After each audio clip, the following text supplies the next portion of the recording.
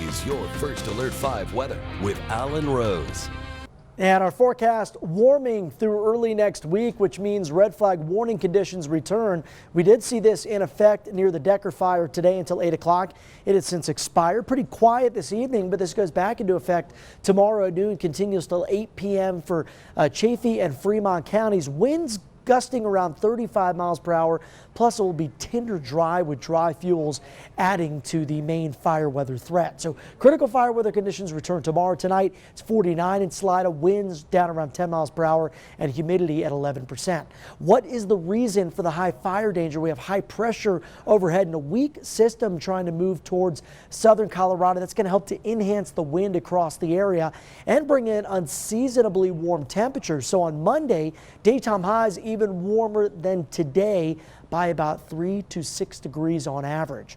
Right now in the Springs, with the dry air mass in place, it's cooled down quite a bit, already at 47 degrees. Also seeing 47 here on the graphic in Pueblo. Wind out of the north at about 10 miles per hour, humidity at 20%. Now overall, by tomorrow morning, won't be as cold as what we saw this morning. You can see overall tonight at this 10 o'clock hour compared to last night, temperatures up actually more than 10 degrees. The Springs to La Junta to Lamar, about 5 degrees warmer Pueblo and about 3 degrees warmer in Trinidad.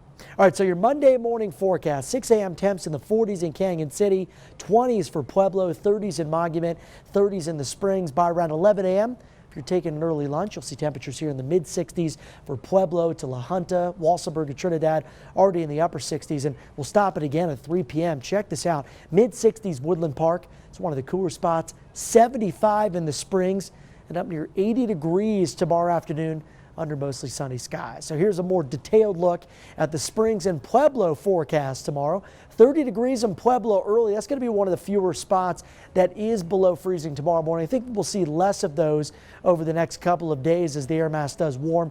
35 in the Springs at 7 a.m. Daytime highs tomorrow well above average. So that's one part of the story. The other part of the story is the potential for a shift in the weather pattern again as we make our way towards the weekend. Now, Tuesday we cool down, but Wednesday, Thursday we warm things back up as it'll be above average with temperatures. And then this next weather system moves to the north, but we also watch a cutoff low come in from California, and this could bring our mountains a few snow showers. Fairly weak, don't think it's going to spread east of the mountains, but it's something we'll be watching. And then as the jet stream flattens, cooler air filters in to the southern and central Rockies through the weekend and then opens up the door, the jet stream, the storm track for our next potential system on Sunday. Lows overnight down to the 30s in the Springs, Lyman down to 29, Pueblo at 30, La Vida down to low 30s as well. Tomorrow's highs to start the week, very warm out there, 80s across Highway 50 east of Pueblo, 74 in the Springs and 66 in Woodland Park. So here's a look at the next 7 days in the Springs. I go cool on Tuesday, dropping us down to the low 60s. But then we turn the corner, warm things back up Wednesday into Thursday. And then Friday begins the cool down again. Saturday at 62, 50 degrees on Sunday with the chance for rain to turn to snow.